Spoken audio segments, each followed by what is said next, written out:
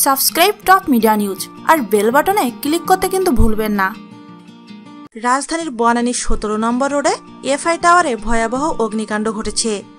আগুন লাগার পর তার নিয়ন্ত্রণে কাজ করছে ফায়ার সার্ভিসের অন্তত 25টি ইউনিট।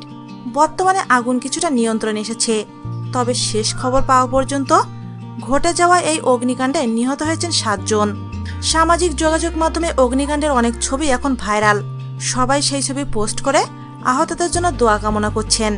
সাধারণ মানুষ থেকে শুরু করে রাজনীতিবিদ, ক্রিকেটার সহ শোবিজের অনেক তারকারাই সমবেদনা জানিয়েছে। পিছিয়ে নেয় নায়িকা অপু বিশ্বাসও। বৃহস্পতিবার বিকেলে অপু বিশ্বাস তার ফেসবুক পেজে লেখেন, আজকে যেন আমার পৃথিবীটা স্তব্ধ হয়ে গেছে। দিনের শুরুতেই আমার হৃদয়ে ভয়ের ঝড় বয়ে যাচ্ছে, তবে সৃষ্টিকর্তার নিকট প্রার্থনা জানাই সেই ভয় যেন আমার মাঝেই থাকে। তিনি যেন বনানীর এফআর টাওয়ারে সকলকে সুস্থ এবং নিরাপদে রাখেন। আমরা সকলে এফআর টাওয়ারে যারা অবস্থান করছেন এবং আহত হয়েছেন সকলের জন্য সৃষ্টিকর্তার নিকট প্রার্থনা করি।